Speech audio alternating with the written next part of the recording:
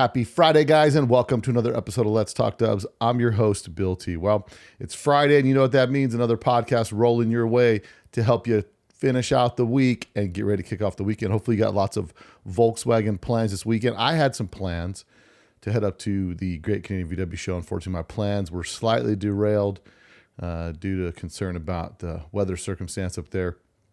Hopefully it opens up for those guys and they have a great show on Sunday. I'm wishing them nothing but the best. But for me, unfortunately, I had to change my plans. I've got some other stuff that was pending. So maybe next year, who knows? There's a lot, that's the thing with shows, right? You make lots of plans to go to shows. Sometimes they work out, sometimes they don't. So hopefully they get a great turnout on Sunday and they get to have a lot of cool stuff. I was on the phone earlier this week with Lanny Hussey, and he's going to be bringing his new car out that he's debuting. We'll have him on the podcast soon to talk about that whole situation. So lots has been happening in the VW scene. I wanted to give our condolences to Bruce Samurda's family. Unfortunately, Bruce Samurda passed away, lost his battle with cancer. God bless him and his family. Bruce was the editor of Hot VW's magazine for years and years, worked there for a long time. I had been in talks with him about doing his podcast, and unfortunately we were just never able to make it work out, which kind of bums me out because my whole purpose for this podcast is to preserve some history that's happened in the VW scene. And Bruce will be missed for sure. He actually, the first before the Bull Run bus was the Bull Run bus, and it was just my bus. It was featured in 2003 Hot VW's, I can't remember what issue, September, December, somewhere around there, maybe October, who knows, one of the Ober months at the end. And it was Bruce that came out and shot it, and learned a lot about photo shoots at that point. So definitely was cool. It was always good to see Bruce. It was always a good time, and hopefully I can get a couple people on here. That's one of my things that I like to do, and it's hard sometimes because these are people's friends, right? And it's like I like to reach out to some people and just do maybe a roundtable with a couple people, and they just share stories about Bruce, like a real celebration life immortalized forever on the internet from his friends and people that work with him, just to share some good stories about him so that his family for years on can know what it was like to be a friend of Bruce's. So hopefully I can put that together. I'm going to reach out to some people today and see what we can do. Other than that, we got lots going on today with the podcast. We've got a couple units, a couple episodes in the can, as it were, that are going to be coming up. We're working on mixing it up.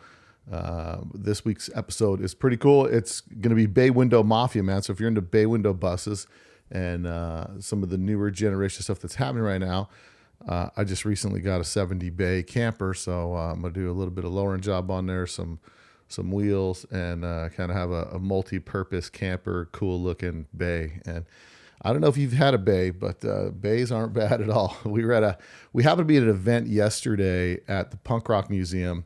I brought out the limo bus. George brought out his bus. Ryan Schlosinger was out there, and Brent was out there as well as Brendan Goad. And about 5 of us buses were out there, and the Punk Rock Museum was doing a deal with Sublime's new group. And Sublime's actually, their drummer, I don't know if you guys have heard about this, but Sublime's drummer, what am I talking about?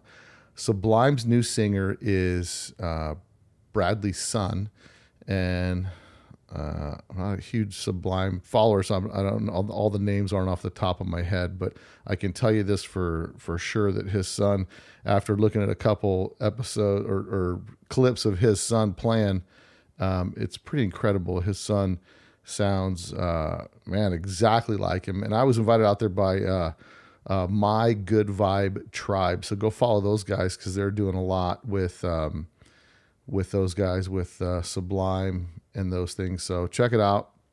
They're going to be playing here this weekend in Vegas. There's an event they're playing at, and it's going to be pretty cool too.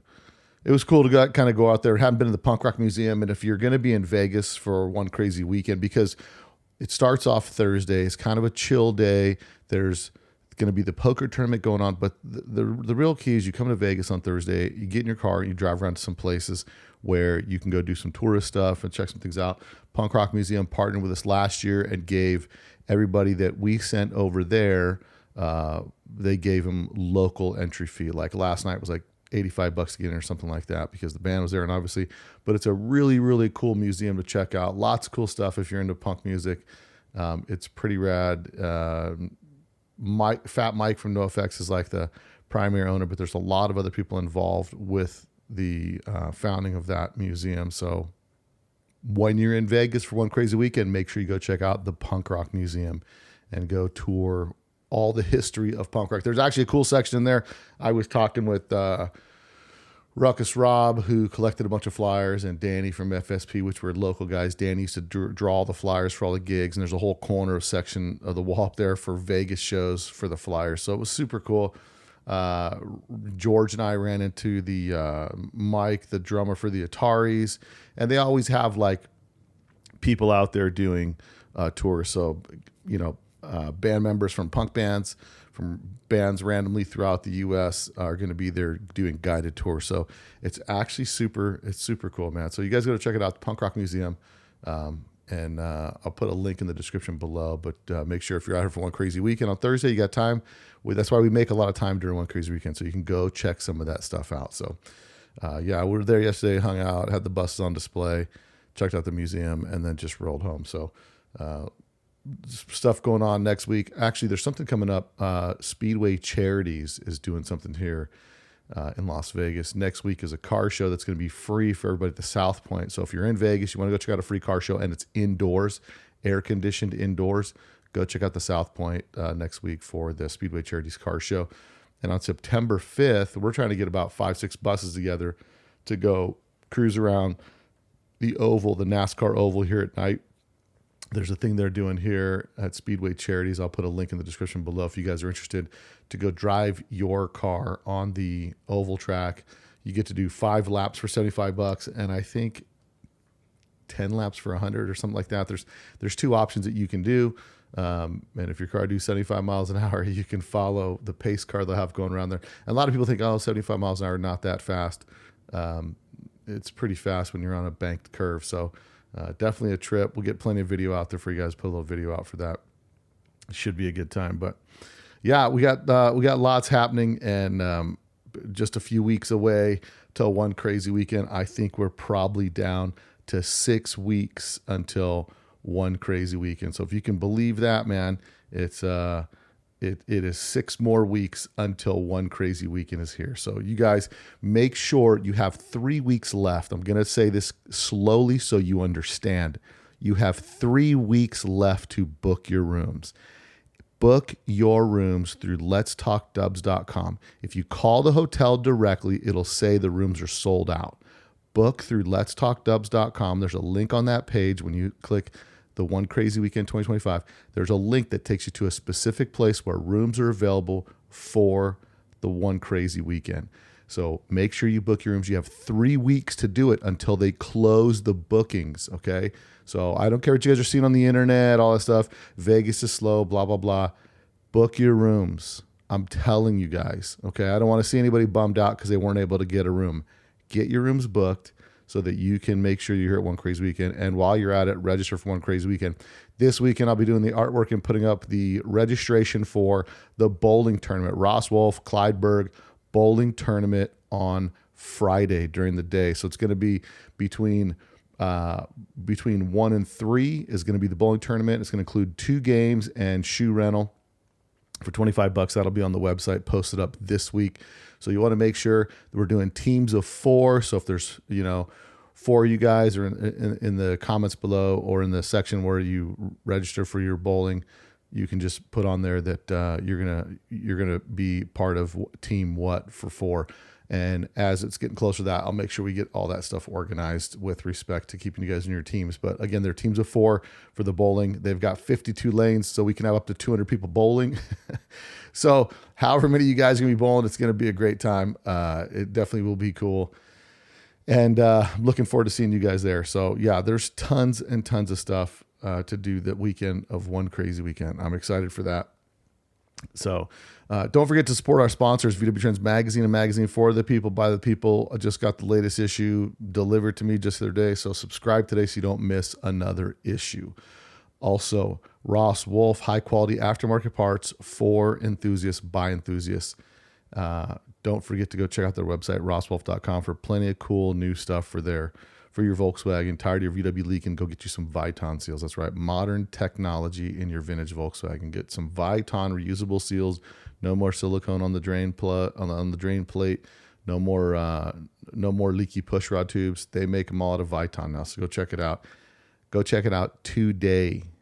And don't forget to use the coupon code LTD10 for 10% off your order at Ross Wolf. That's right. You get 10% off at Ross Wolf by using LTD10. So go check that out today. Also, Icon pistons. You guys want top quality, high performance pistons. There's only one piston to go with, and that's Icon pistons. Currently, they're made in 85.5, 92s, and 94s, 3 different pin heights. Go check them out. Where are you going to buy Icon pistons at? Well, I'm going to tell you that in just a minute, but first let me pump up the pistons a little bit. These are made from 4032 alloy, which allows you to run tighter piston to wall clearances so you can get down, keep that compression, and make that motor put out maximum power. They've got 2 1.5 millimeter top rings and then a 4 millimeter bottom ring, which makes getting new rings for these things a lot easier. And also each piston gets M42 skirt coating to protect against dry startups, as well as give an extra layer of protection. The skirt profile is optimized for stability and performance in boxer engines. And how would these guys know? Because these guys make millions of pistons every year. And now the Big Boy Piston Company put out a line because there's a VW dude that snuck in through the back door and said, hey, boss, let's make some Volkswagen pistons. So the highest performance pistons that you can get right now, Icon pistons. Go get them checked out today. Where can you buy these Icon pistons? Type E Motorsports, CB Performance, RevMaster, the Dub Shop, and Churco Performance. So go check it out today. You want the best pistons? Make sure you only get Icon pistons. On today's show, we've got Craig Gonzalez. Now, Craig's out of Riverside, California, and he started Bay Window Mafia. Bay Window Mafia is probably one of the larger bay window Instagram sites that promotes and puts out all kinds of rad bay window pictures on a regular basis on your Instagram. And it's blown up to quite a few followers, 62,400 followers to be exact. And, they just promote the bay window lifestyle. Craig's been into it for quite a while, and he's really digging the whole slammed bay window deal. His bus Edgar is pretty popular. Seen on the cover of Volksworld's Camper and Bus April 2020 issue. So it's on the cover.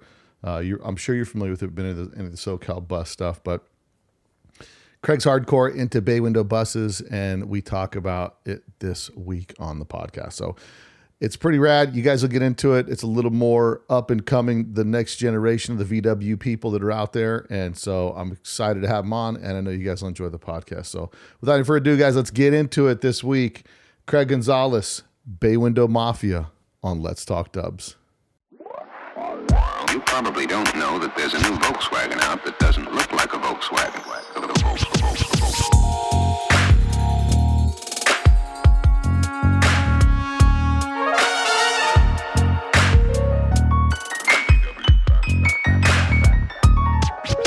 It's got everything that people who like the bug like.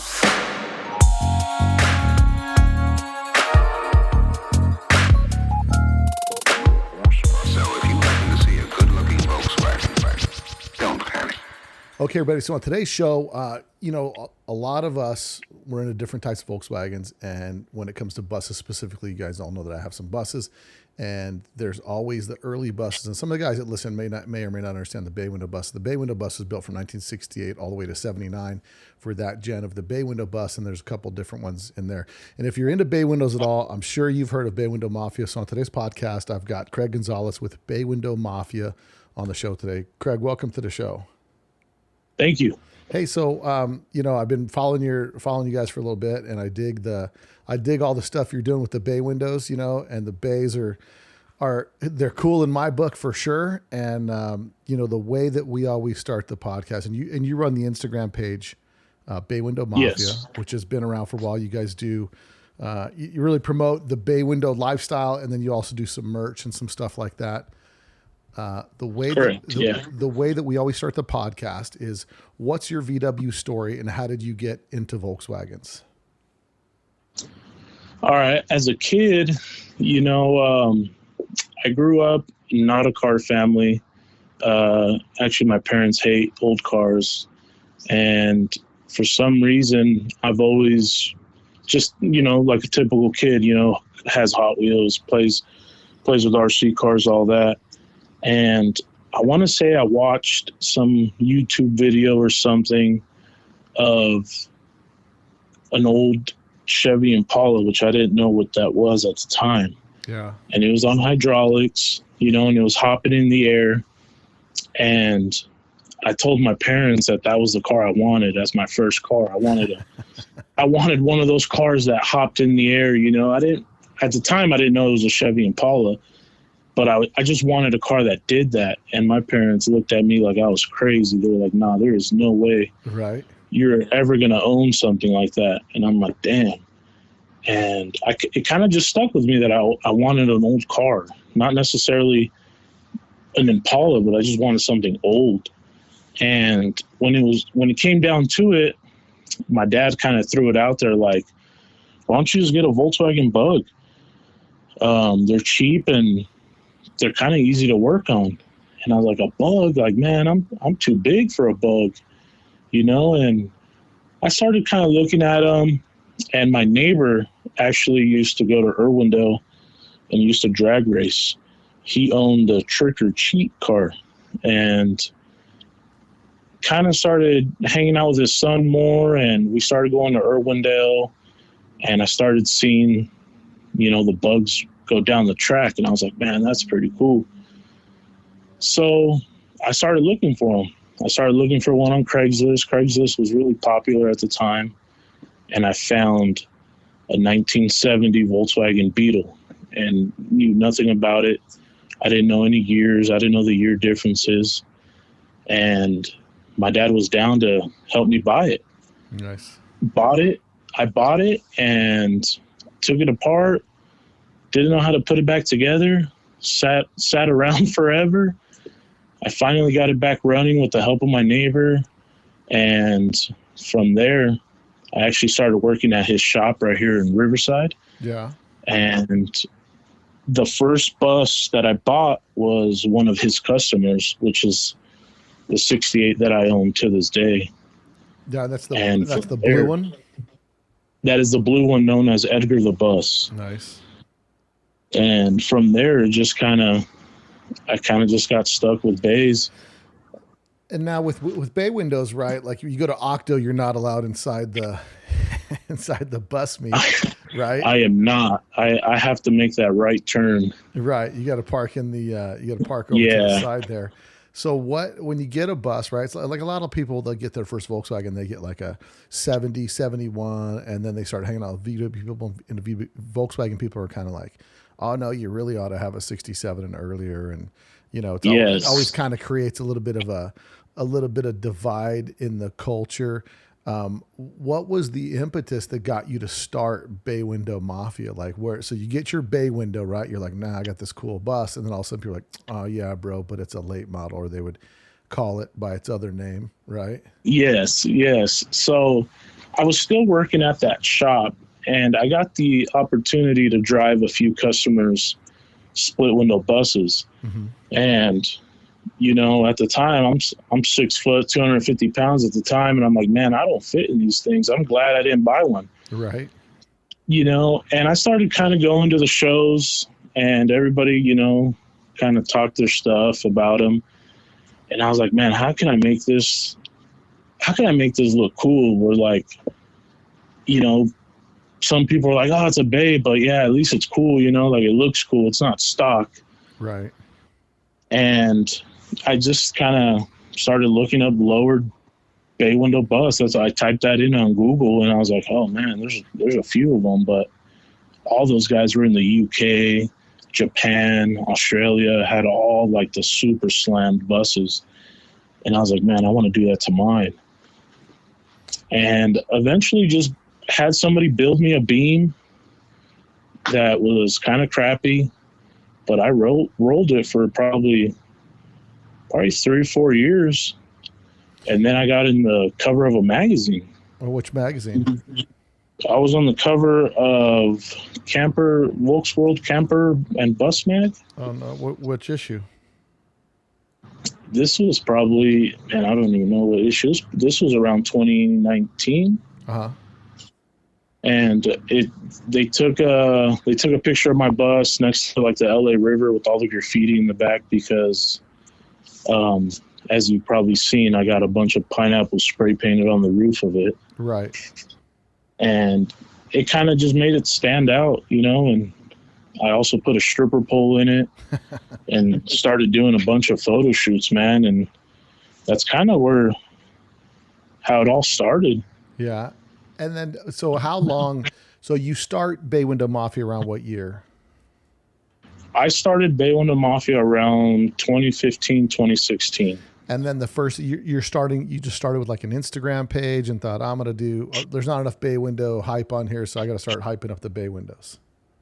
I started it off on my personal page and I just started hashtagging all my pictures with Bay Window Mafia. And I was rolling around with another guy that had another 69 Bay, and it was all patina, but it was stock. And we were just hashtagging Bay Window Mafia on all of our pictures. And around 2016, I decided, you know what? I'm going to make an Instagram. That way I could save all these pictures that I see on Google and on Instagram as like uploading them on that Instagram. That way I could go back and look at them. Right. And that's kind of how I started. I started it as kind of like a camera roll for myself to look at slammed buses. Now, the cool part is, you know, bays over the past few years, and with the UK, the reason why they seem to be so popular, obviously, is because, you know, finding nice early buses over there is hard, right? And so the bay windows are much more common over there. And I know that, you know, back in the early days, right, in the early 2000s and late 90s, you know, we had Franklin's VW Works. He was doing split bus with ball joint late bus beams, right? Said that they rode smooth and some stuff like that. So there's always been, like, with Volkswagen, I've said this several times, you know, I drove a Bay all the way through Europe last year with some friends of mine in a slammed Katastrophenschutz specialty Bay window that my buddy had, and it's just such a cool bus. But you know, he had 944 seats in it. It wasn't tubbed, and the thing just cruised, man. It was lowered, but it just did, you know, it just rode so nice. And you know, I've got a 56 bus, a 62, a 67, you know, and the later models are way more comfortable to drive, you know, and I'm also around your size, right? 6 foot, 200 plus. So, it's definitely more comfortable of a ride. And so when you started Bay Window Mafia, how quickly did the page grow? So I posted literally 4 pictures, and one of those being my buddies, one of them being mine, and 2 other pictures from like Google, like a crappy Google image. And probably 8 or 9 months went by and I didn't post anything. And I kind of forgot the password. So I started seeing, I started going to shows more, and I started seeing one of the blue bays on 17s from the oil drippers that was owned by Demetrio. And I took a picture of it and I was like, man, this bay is sick. And I went to go upload it and I was like, man, I can't remember the password. So I finally got the password probably a few weeks later, and I started posting it, and I noticed that it had like 5,000 followers already. And I was like, oh, dang. Wow. Like my personal one doesn't even have that. And I don't know, I don't know what happened or how it happened, and from there, I just started posting every day, and I had a lot of people from overseas that were following the account, because Instagram kind of tells you where your audience is at. Yeah. And I would just post on like their time schedule, and I figured they're waking up, you know, looking at their phone, so I started just posting at their, like, kind of at their time. And it just started growing and growing, and people started sending me pictures of their buses, and then it just went from there. And now with your bus originally, right? Like they've been getting lower the longer you've had it, right? So what was your first lowering setup was what? And then it went, because now you do some lowering and stuff like that on your own, like you do that directly for people. So what was your first setup, and then how did that evolve, and then how have you gotten to what you're doing today? So that buddy that had that green bus, his dad actually was like, I could build you a beam. And I was like, man, I don't even know what that means, but all right. And he's like, this is how you lower it. So he built me a 4-inch narrowed adjustable beam, and I ordered a set of drop spindles from Old Speed. Mm-hmm. And I think he had welded like the adjuster at the wrong angle, because I lowered it as much as I could without tubbing it, running the smallest tire I possibly could. And the tie rods were just dragging on the floor. Oh, really? And I drove it like that for a while until it just made its own clearance. Right. And one day I get under there after driving this thing for probably 2 years, literally dragging the whole time. And the tie rods are just set into the pitman arm. They're not even they're just jammed in there. There's no bolt. The bolt has been shaved off, and I don't even know how it was still on. Yeah. So what was your move after that? I got another beam, another just homemade beam, and I put another set of drop spindles on it. And then I was driving. I had spring plates in the back with horseshoes, and I was on the freeway, and I hit like a manhole cover that fell off of a truck, and it actually ripped my mustache bar out of my case, and the motor kind of dropped a little. And I was like, damn. So I took it to a buddy's house, and we were gonna C-notch it and try to raise the motor a little bit.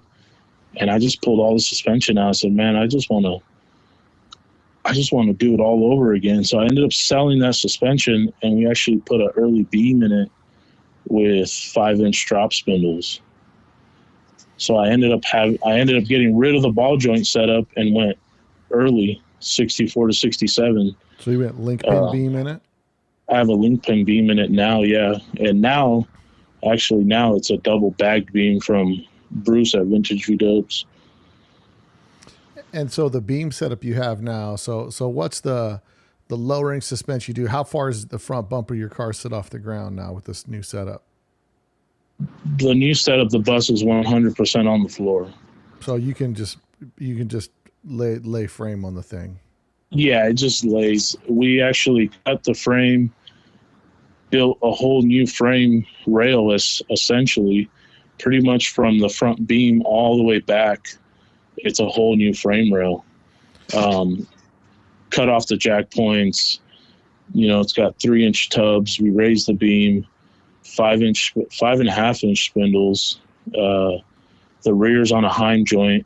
It's got no torsions. Fully bagged.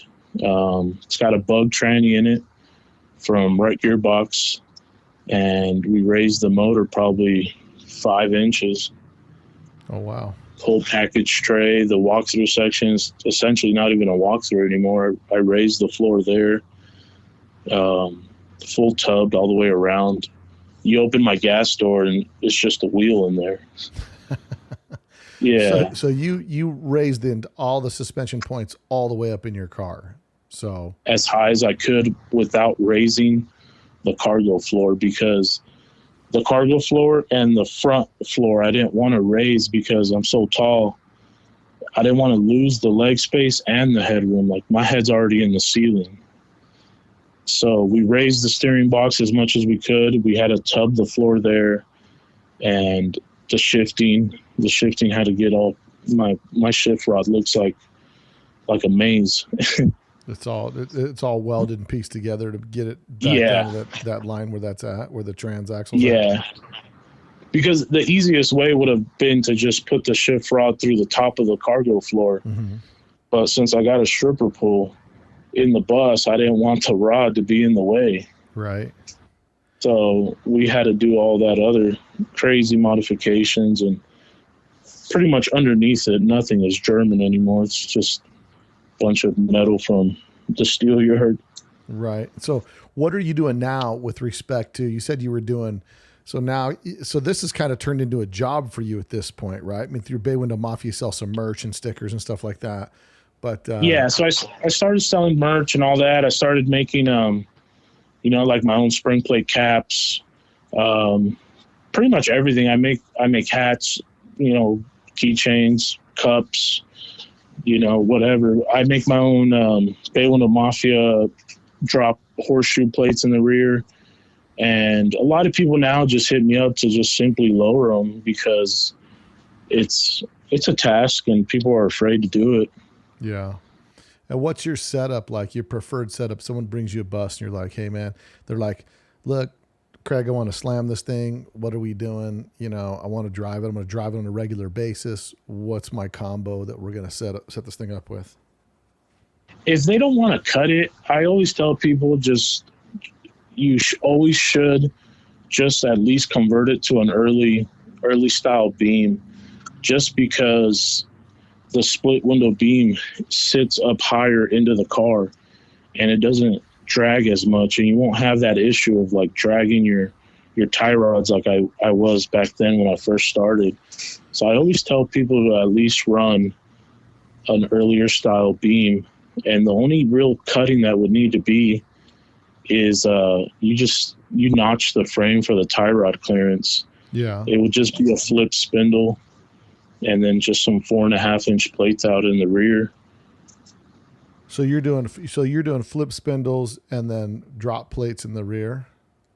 Yes, I would put a whole early beam in it, and then just some 4.5-inch drop plates in the rear with some adjustable spring plates, because once you go pretty low, everybody knows it's hard to get that tire out, and that adjustable spring plate, when you adjust it out, disconnect the shock, it gives you a little bit more room to pull the tire off. Right.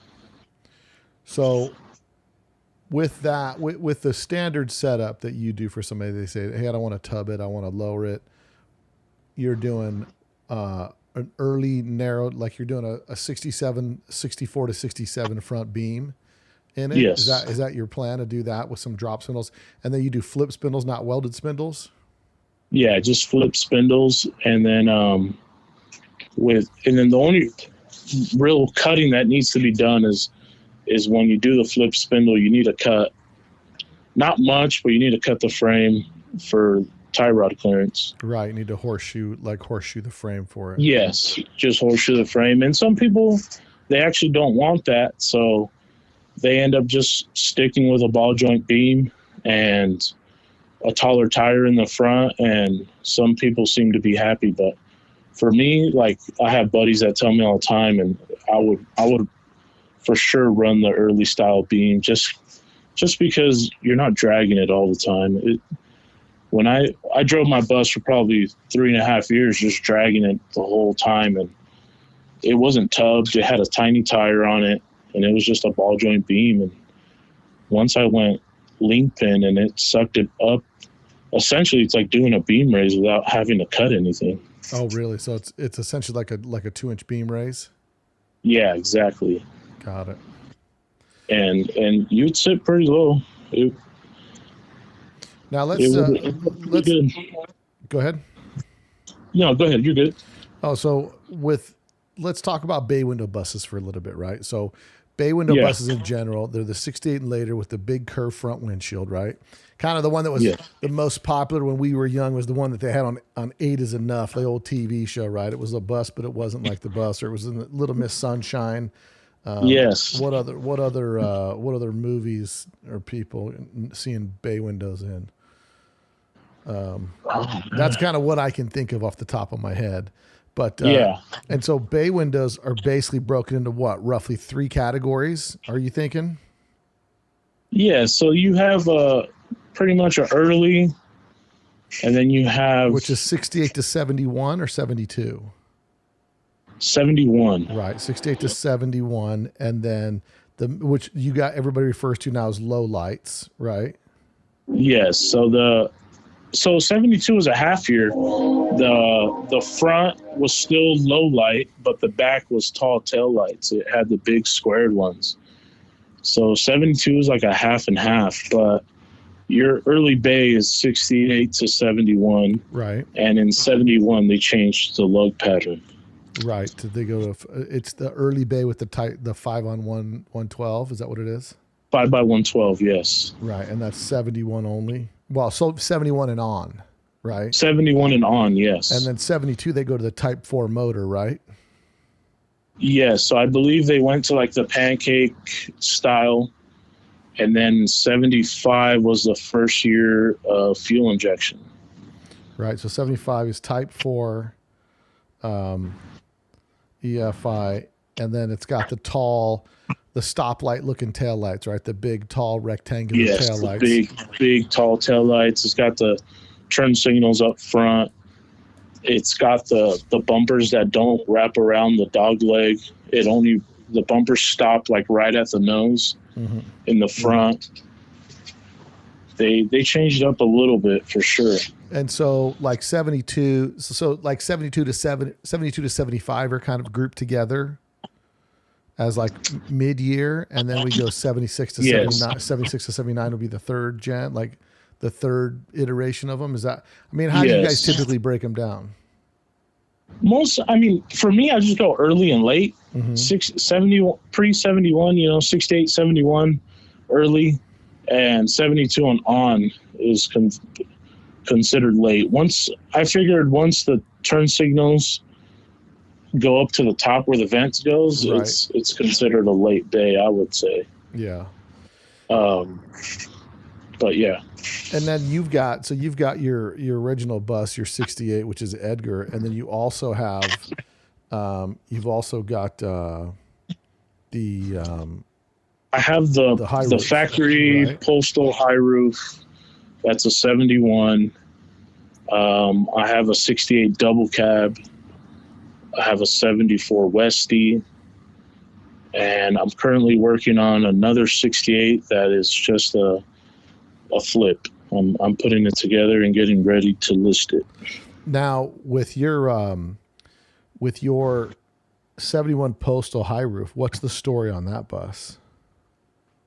So that bus was originally in Randy's junkyard up north, Randy's BBG, I believe it was called. And one of the local guys. Is that the one that was advertised like about 6 months or a year ago, where they were just shutting it down and getting rid of everything? No, I think when Randy passed away, I think this was probably like in 2017, 2018. Okay. I think it was a while ago. And I know that some local guy out here, Southern California, he saved it from the junkyard, kind of put it together, and then sold it. And he sold it to a buddy of mine in Idaho. And I recently acquired it probably 5 months ago from my buddy in Idaho. Another Bay Window guy? He's just a car collector. He had a bunch of cars, bunch of Volkswagens. Is that the guy that had his collection for sale? Like a bunch of his stuff for sale? Yes. I drove out there probably a handful of times to bring some of those cars back down. I kind of helped him. I helped him with the whole sale. And he sold off a few cars. I think he still has like one or two left that he would like to sell.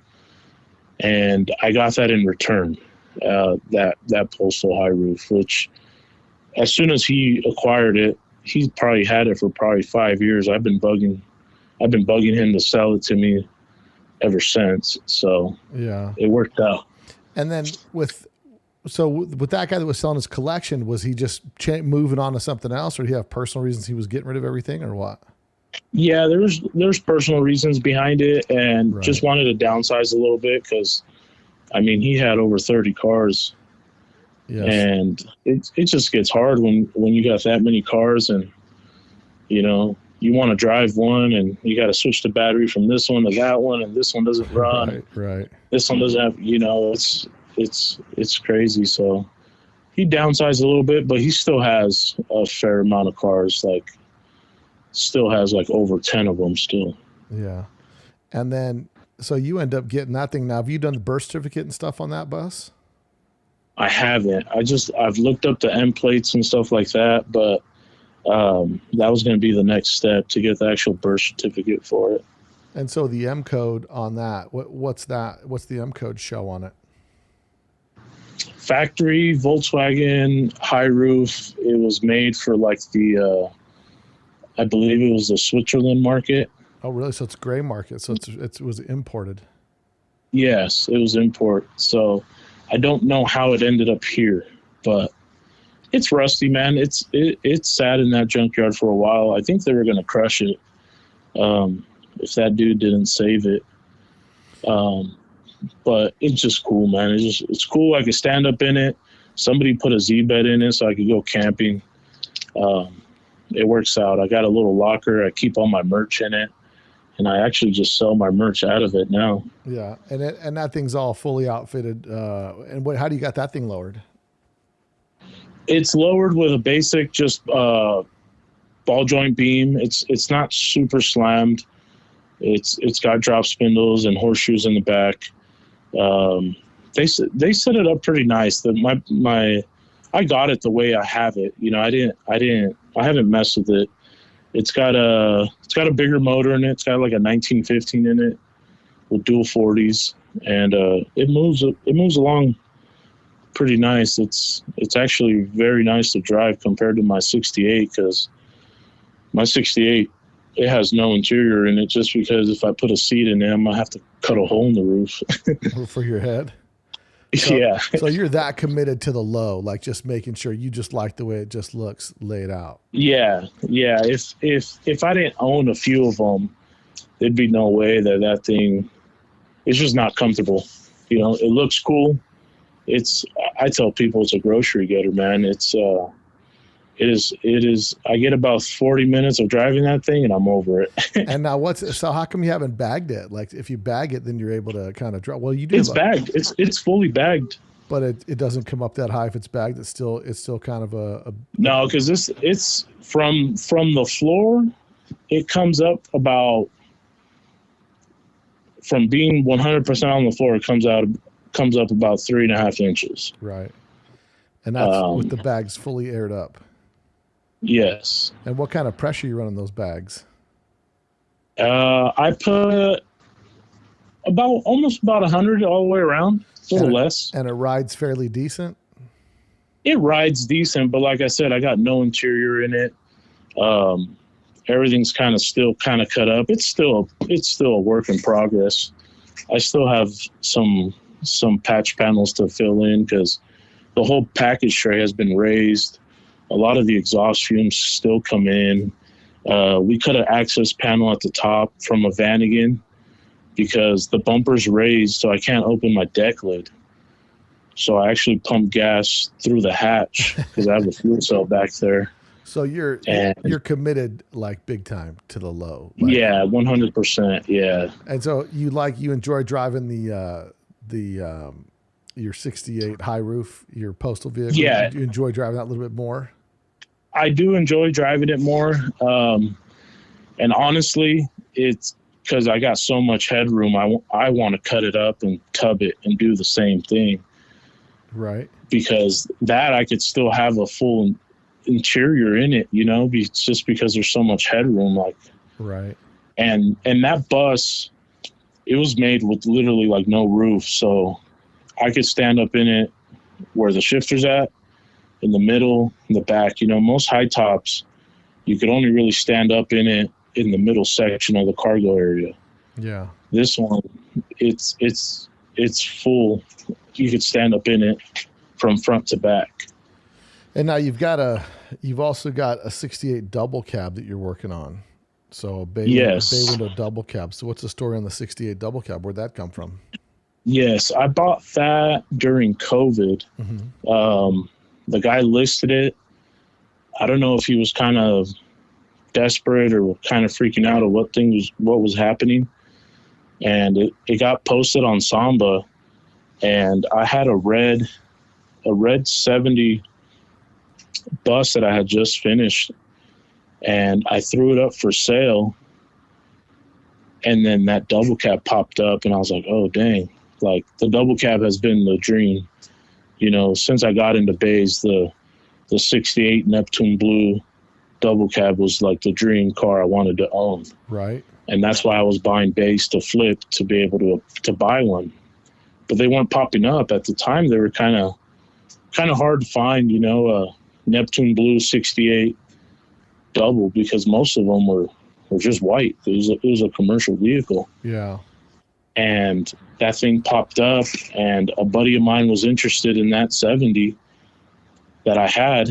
So I kind of sold it cheap to just get the money to go straight to buy that double cab. And I bought it, and it looked like original paint, and it needed some blend work done on the corner. And I took it to a guy. He kind of sprayed it, didn't match, and the guy just kind of started sanding it. And I was like, oh shit. And it kind of turned into a full paint job. And I painted the whole thing, ended up having to paint the whole thing. And now it's been a few years, and I've just been collecting parts and just trying to find the time to finish it off. And I'm not going airbags on it, but I am gonna tub it, C-notch it, and lay it out. So tubbing and C-notching, all that stuff. Now you do that. That's kind of what you're doing for your full time right now. Yeah. So I do any lowering, you know, from bags to just static on any Volkswagen, but mainly bays, just because that's where my market's at, or my customers, you know, from the page and all that. And so someone's looking to lower a bay. What's the price they can range from at the least expensive to the most expensive? Where you at to lower the bay? With parts and labor, you're probably around $5,000, cheapest. And it goes from there, you know. Fully bagged, when you're bagged and tubbing and doing all that, you're close to 15, 20 grand. Just from air management systems, all that, tanks and compressors, and you know. And I have a buddy of mine that helps me with the welding and building the rear bag kits and all that stuff too. Yeah. And whose products you normally putting underneath that thing when you do it? I mean, are you making your own beams, or are you getting beams from somebody else? No, I use a lot of stuff, a lot of beams from Bruce, Vintage V-Dubs. But some people, they bring me their own, you know. There's a lot of guys out there. I'll install anybody's stuff, but I don't personally build the beam from scratch. I have buddies that do it, but most people, they order them, they bring it to me, I make sure it works, and go from there. So somebody's got their parts that can bring the bus to you. You'll just get it knocked out and do all their stuff and kind of put it together for them from that standpoint. For sure. Now with the 71 and later with the 5 on 110 or 5 on 112 lug pattern. Yes. That's the same lug pattern as Mercedes, correct? Correct. And so what's the coolest set of wheels? Because I really dig those. I haven't seen anybody throw a set of AMGs on there. I've seen a couple with the AMGs on there, but I haven't seen a ton of those. Any particular, like, what's the hidden gem for the bay window guys with the tight lug nut, or with a 5x112? Like, what's the hack? Like, go to the junkyard and grab these wheels and they look dope. A lot of the guys are doing those I don't know what they call them. It's like a bottle cap Mercedes-Benz wheel from like an 80s, 90s Mercedes. Right. What size are those? Are those 14s or 15s?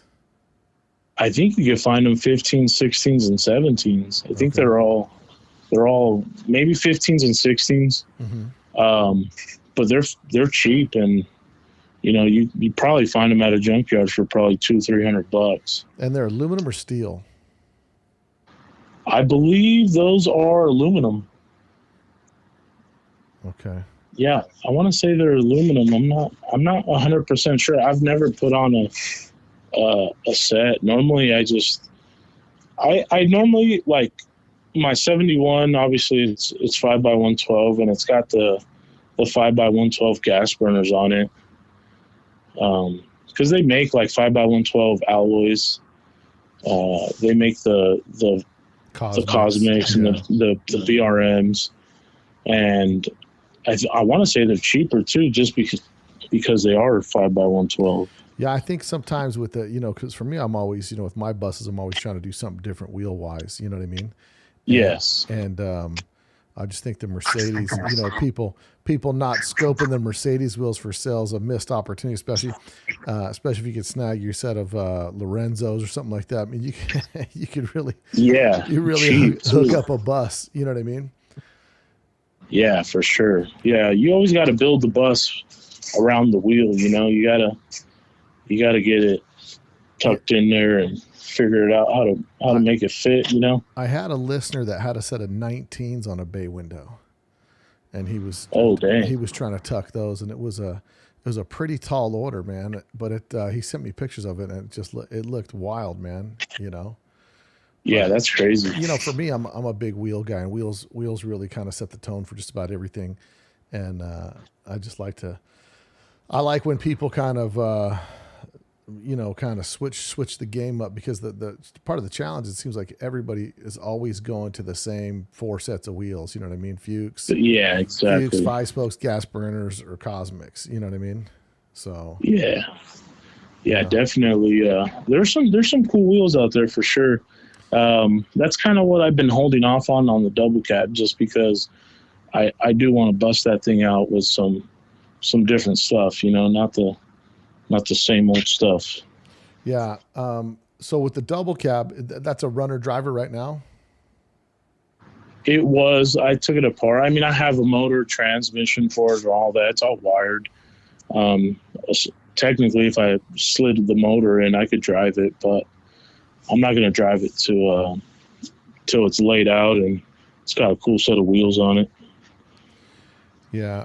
So you sell some of that product line on your website and stuff like that, and you do the lowering and all that kind of stuff. What, with respect to shows, like what are the shows that you like to go to? You know what I mean? Like if there's any particular shows that you're into, what shows for you? And so what's your vibe at Octo? Are you usually a vendor at Octo, or you just kind of get kicked to the curb and got to park to the right? I normally do go to Octo, and normally the only time I really go to Octo is if I know somebody's got a specific part that I need to buy, or I need to meet somebody, I need to drop something off. Mm-hmm. But I normally just don't go to Octo just to hang out or anything like that, Now, how do you feel? How do you feel the bus guys have been, like the bay window guys are kind of? Do you feel like they're not accepted at Octo, places like that? Oh, for sure. I have a shirt that I made, and it's like it's a split window bus with my bus on top of it, looking like it's screwing it, and underneath it says like F a split. And I wear that shirt on purpose there, and some people, they laugh, but some people take it very serious, to the point where like they want to fight. And I just laugh, because right, it's all about poking some fun, right? Yeah, and it's like all they do is talk smack about bay windows, and the moment that I do something, it's like, oh my God, But I tell people all the time, it's like Chevy versus Ford. It's always going to happen, It's I just do it for fun, and I don't really care what you drive, as long as you're cool, man. Right. Now, do you have there's not really any big show for bays, right? There's not like an Octo for bays or any of that kind of stuff. No, nothing like that. Well, I can tell you this, we do that. We do the event here in Vegas, One Crazy Weekend. It's coming up in October. And I'll tell you this, the Bay Window Mafia should get a bunch of guys to come out, and we'll give the bays a whole huge section, and we'll let you guys claim your space out here. Yeah. I'm down. That would be sick to see a lot of bay windows there. We could get the orange pumpkin, the big pumpkin from Wolfsburg's Finest. He comes out here. I think that's his club, right? Wolfsburg's Finest. Wolfsburg Society. Wolfsburg Society. That's it. Yeah. Rhino's cool, man. That's a cool bus for sure. That's clean, man. Gangster bay. You know what I mean? So maybe this could be. It's coming up in about 2 months, man. Rally the troops and drag some bays out. Drag some bays out here to cruise the strip, man. Yeah, that'd be sick. Yeah. My bus currently right now is getting a little makeover. I'm gonna, redo it up. I'm painting the roof with like a different pattern. I'm kind of going like lowrider style. Right. Full flaked and all that stuff. But the high roof I'll mob that thing out there. Yeah, for sure. Yeah, you should come on out. I mean, Bay Window Mafia, you can come out here strong and just rally the troops and get a bunch of bays. We'll give you guys a whole section. We've moved the car show up from the main parking garage, or the main parking space where we're outside the hotel, which had us limited about 235 cars last year, and about 40 cars were parked outside of the show. So we had about almost 300 cars here last year, maybe more if you count all the cars in the parking lot. But now we're moved up to the top of the parking garage. We got room for 500 cars. So no way. Yeah. So it's we're ready to facilitate as many vehicles as possible. So nice. Yeah, definitely be sick to see a bunch of bay windows out here, because it's kind of the concept to One Crazy Weekend, right? It's like we're here as a community of VW people, and we're not here like separating people by groups and cars and stuff like that. It's just like people that want to come, hang out, have a good time, and enjoy the weekend. So everybody's kind of welcome.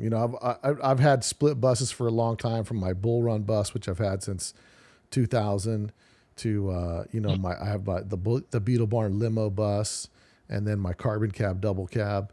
So now I'm going to start getting this camper I got situated. So I just got that. Do a mild lowering job on that with, I was in luck. I was in a group chat where someone said somebody had lowered this bay and they didn't like it. It had a Wagons West front 4-inch beam, spindle to spindle, and the drop plates in the back, super cheap. So I was like, let's do it, because I got a set of 16-inch Fuchs to go on it, the original 16 6s and 7s, which I just love that look on a camper, On a camper, yeah, for sure. And there's it doesn't seem like there's a place specifically for bays, and so maybe there's what's the most bay windows that you've gotten to get? Have you tried to do that before? Get a bunch of bay windows to show up at a show together?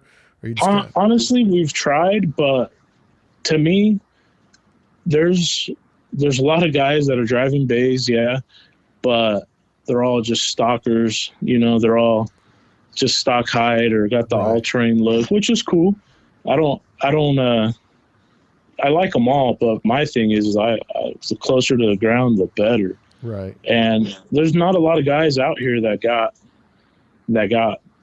bay windows that are, doing it like that. Rhino with the Halloween bus, of course. And there's like 2 or 3 other ones, but yeah, I know. I've tried to gather them up, and it never works. Yeah, well, maybe we'll call all the bay windows to get out here to One Crazy Weekend. Maybe that'd be a good man, that'd be super sick. Everybody to run up to, because I just think there's so there's a lot of opportunity. I mean, I've loved, my Bull Run bus sits on twists, and I remember seeing a blue bay window deluxe just dropped on some twists. And I can't remember whose bus it is, but I thought it was a Russell at Old Speeds, but I saw that bus and I'm like, that bus it's just. I think it was like a blue one with gray wheels, right? Gray Porsche twists. Yeah, the platinum twists on there. I thought they might have been polished or chrome, but I could be mistaken. But it was. Oh, maybe they were. Yeah. It was just it just had the right stance, and it's funny because the 17s, I put on my first set of 17s on the Bull Run bus back in the early 2000s, like 2001. 2002, and nobody was really running 17s at that point, but they just fit the wheel arc perfect. You know what I mean? Especially when you're going low profile tires. So Yep. I definitely like that look, and especially on a bay. The camper, I'm going to try to keep it somewhat usable to still go camping every now and again, which is why I'm making sure it's got a simple drop kit on it. Just simple drop spindles, and adjustable beam, and then just the boomerangs in the back. The boomerang or the drop plates, I guess you'd call them. So horseshoes, whatever. Same thing. And now, so what's the future for Bay Window Mafia? I mean, you plan to put out some more merch, make any specialty bus stuff for bays? I'm gonna the merch for sure. I drop exclusive merch every 3 months. Nothing gets reprinted. I actually, all the designs I just started doing were the actual bus that's in the design is one of the followers.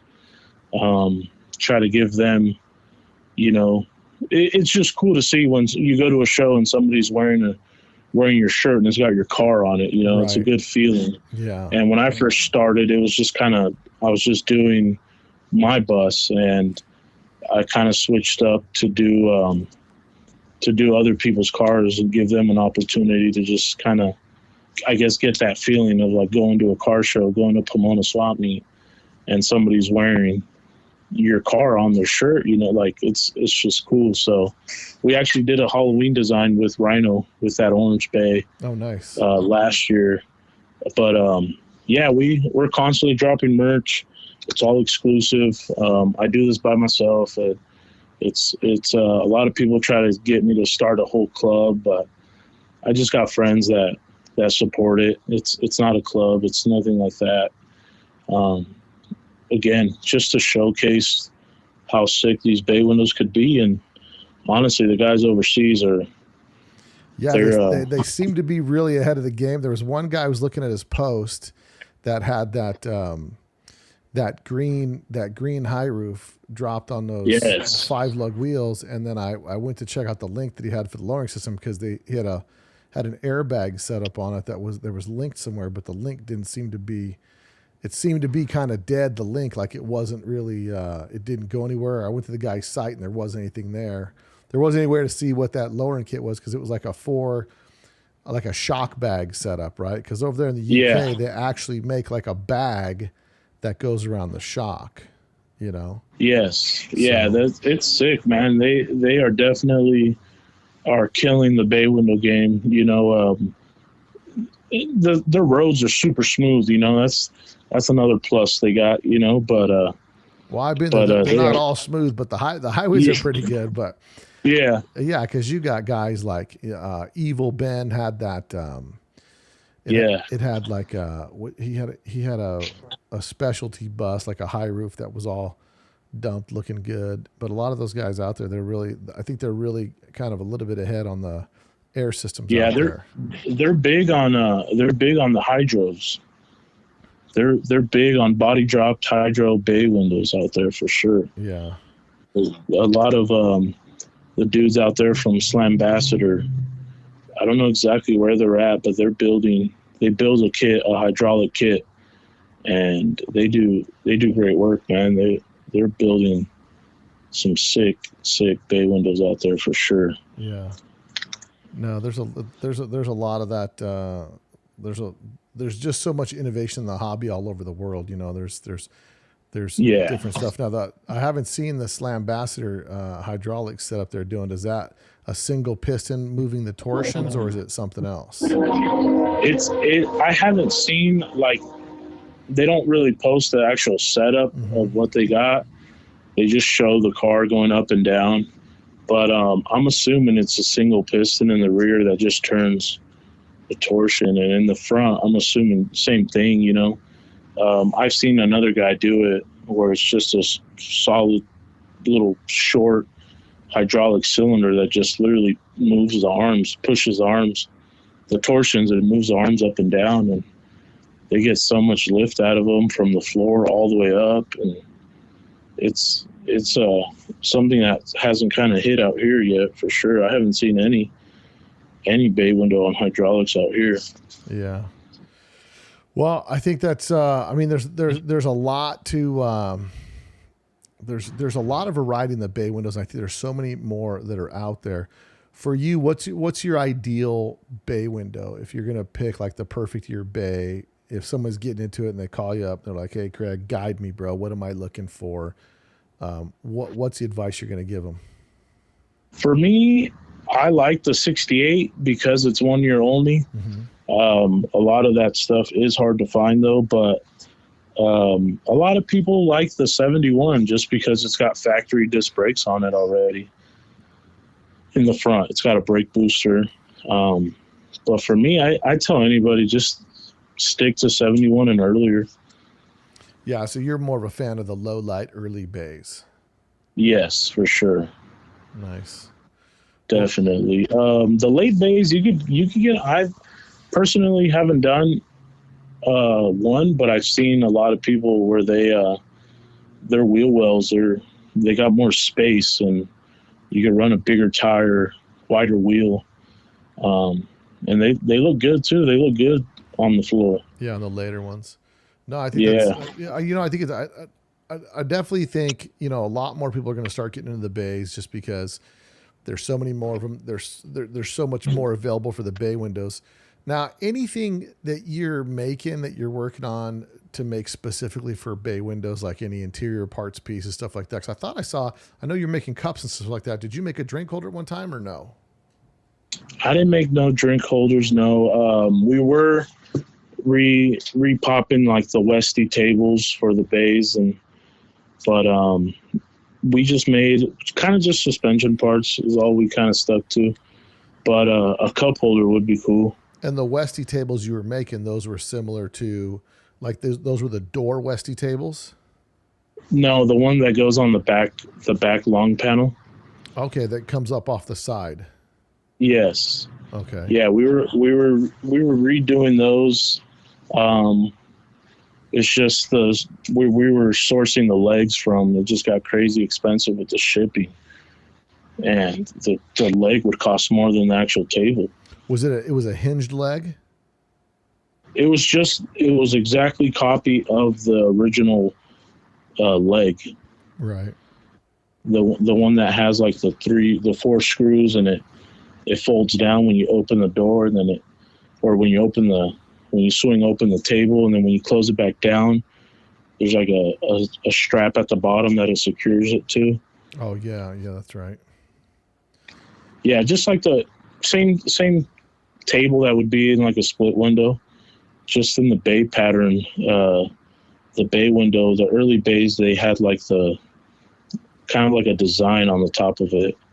And then the later bays just went solid white. Oh, we were doing those for a while. Like a Formica design that had like the oblong like circle interlocking circle type things.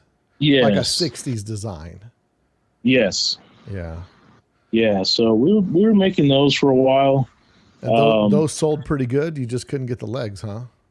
They were selling good, but yeah, the legs was just getting so. It just didn't make any sense at that point, So every time I find an original leg out in the swap meets, I try to pick it up. But yeah, the repopped ones were just getting crazy expensive. The actual leg was cheap, but it was the shipping that just didn't make any sense, and it just kept going up and up, and kind of just stopped doing that. But yeah, just making I do the spring plate caps. I do those boomerang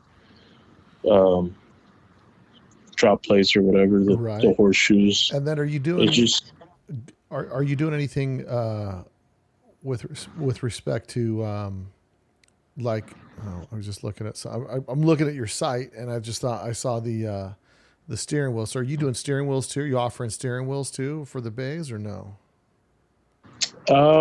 We were selling the steering wheels for a little bit, but we don't really do it anymore. I do a lot of the shift knobs too with the Adams custom badges. Mm-hmm. So I have some of his products on my website that I push towards like the bay window people and kind of just help him out. But it's kind of all on him. Adam makes some really cool stuff. He actually, for my Type 34 Zorba, he made some I have a Medusa logo on the center cap, and he made some custom badges for Zorba that are they're just sick, man. So that and that's a cool thing. Like we've got people like that in the scene, like Adam's Custom Badges, that can just do a whole, custom modify, like make any, window cranks, horn buttons, all that stuff to match the kind of the theme of your car, which is super cool. Yeah.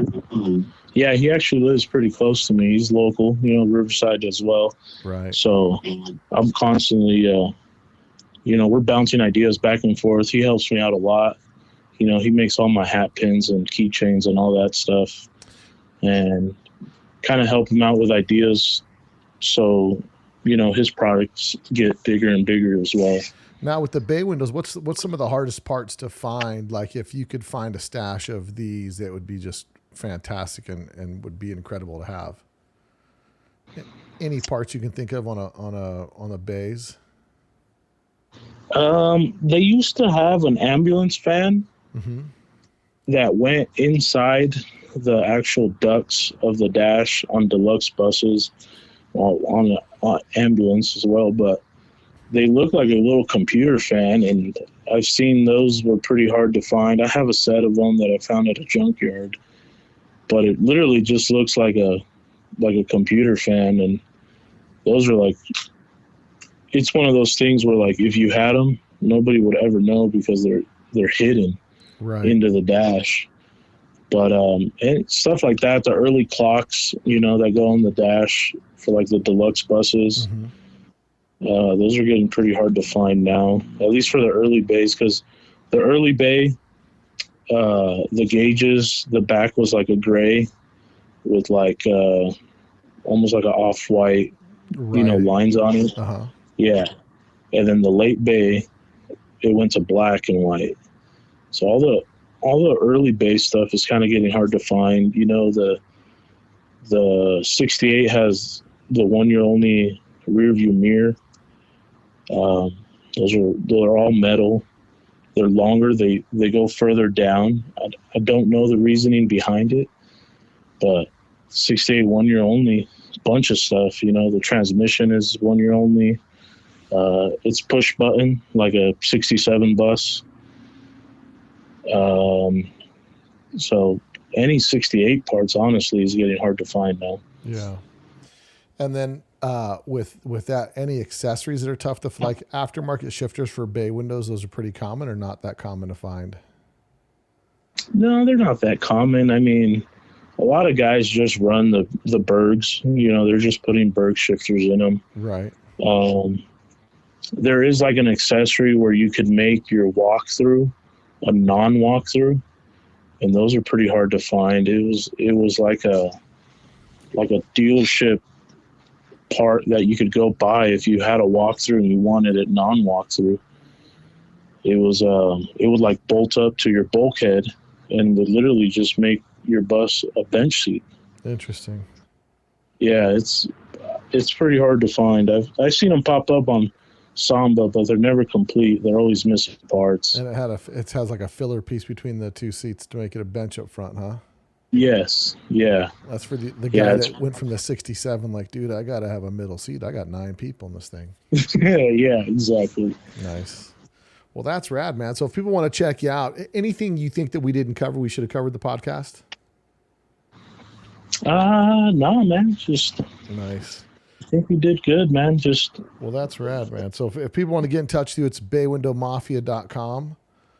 Yes, baywindowmafia.com. Instagram. On all social medias, Instagram, TikTok, Facebook. I have a private Facebook group that is kind of growing in the last year, that a lot of people are putting up bay windows and bay window parts for sale on it. But just anything Bay Window Mafia, it's all me. I do it by myself, so you'll be talking to me. You won't be talking to anybody else. Nice. Well, that's cool, man. Well, I'm looking forward to running into some of the next events. Now, what's your favorite event to go to of all the events do you go to any events throughout the year, the Volkswagen events? Yeah, I actually I try to go to as much events as I can, but I like all the camping shows. I like the spring picnic. Black Star Camp Out is cool too. And anytime that I could go camping, in a Volkswagen and there's a swap meet, I'm there. Right. Yeah, the parking lot shows are cool, but it's getting a little old. But yeah, for sure, spring picnic is probably one of my favorites. Yeah. No, so the spring picnic, that's the one that had the trouble this year where there was the Yes. yeah, that's the one there was a shooting Yeah. at. We did kind of Yeah, that's the one that's like end of April, early May. It's always like that weekend, known as Featherly Park. Yeah, Featherly Park show. Now, do you guys do you go down to Buses by the Bridge? Yes. Yeah, we do Buses by the Bridge. That's a fun one too, man. But for me, I like when I camp, I like having some elbow room, man. It gets crowded down there. Yeah, buses. It's fun. Don't get me wrong, it's fun, but I I get a hotel room. Yeah. No, I leave my bus out there, and then I just get the hotel room. That water coming off that air coming off that water is a little bit cold. So yeah, especially in January. Definitely. Well, cool, man. Well, maybe look. I hope to see it. I hope to see it one crazy weekend, man. I'd love to see you try to corral some guys up and see if we get a big Bay display up here, man. You know what I mean? I think that would be pretty rad. Yeah, that would be super sick. I'd love to see that, man. And by all means, if anybody needs anything Bay Window related, man, or you want to get some cool Bay Window gear, go check out Bay Window Mafia. And man, I like what you're doing. I love the Instagram page, man. It's just cool. It's just cool to see fresh hype stuff all the time and just see it. Anything Bay Window related on that page. Just a lot of cool stuff. So man, I appreciate what you're doing and. Keep it up, and I'm sure I'll run into you at one of the shows coming up here. Yeah, for sure, man. Thank you very much. I appreciate you, and thanks for having me. Yeah, absolutely. Well, if you like that podcast, and I'm sure you did, make sure you share this with all your friends, and don't forget to give us a 5-star review on Apple Podcasts so we can give you guys a shot on the podcast. Speaking of shout-outs, Robert Fiskus out of Canton, Georgia. Appreciate him for supporting the podcast. Picked up a sweatshirt a couple weeks ago. I haven't been able to recognize him just because I've been so behind on getting the shout outs out.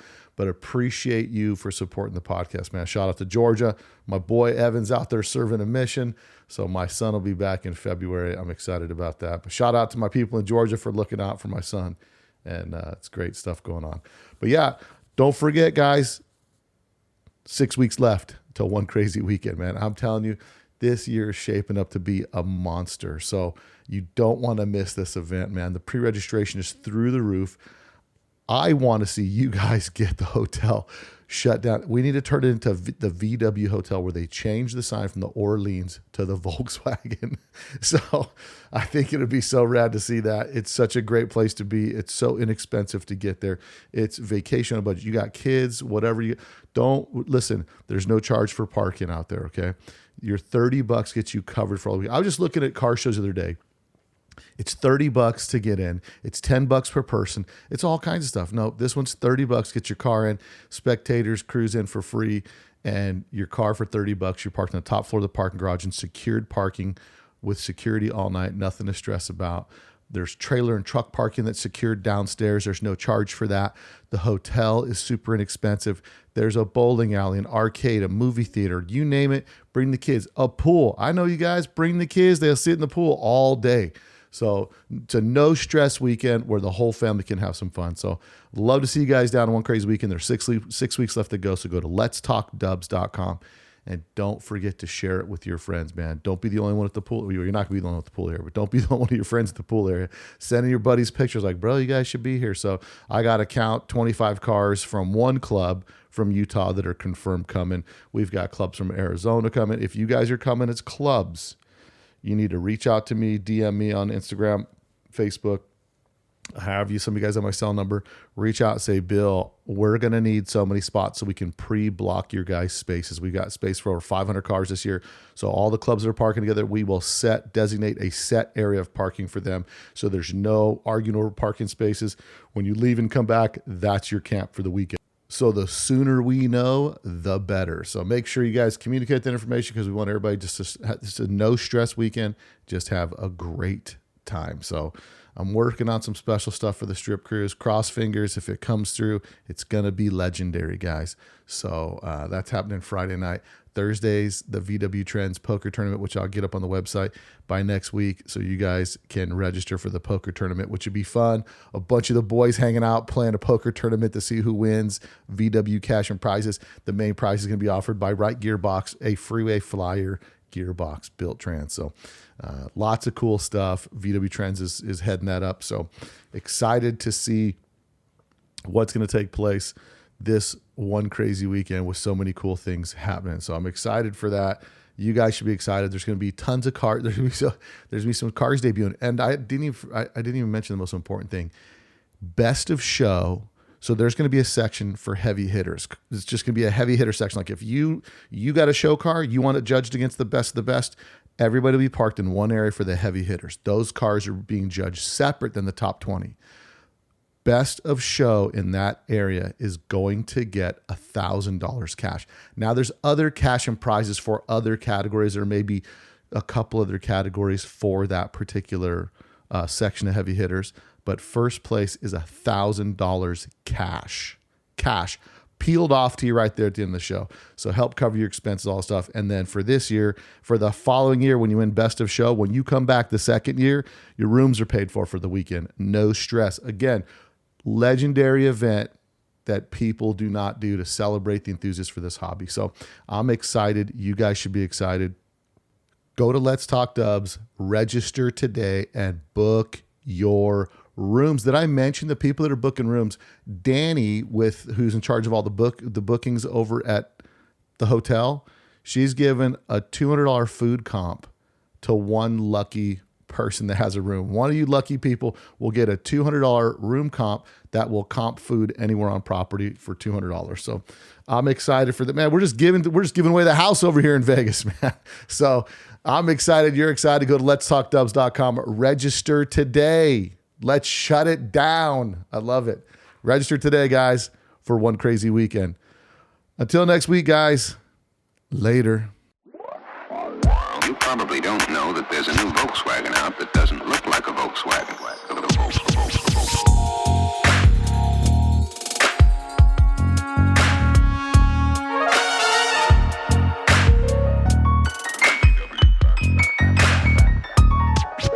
It's got everything that people who like the bug like.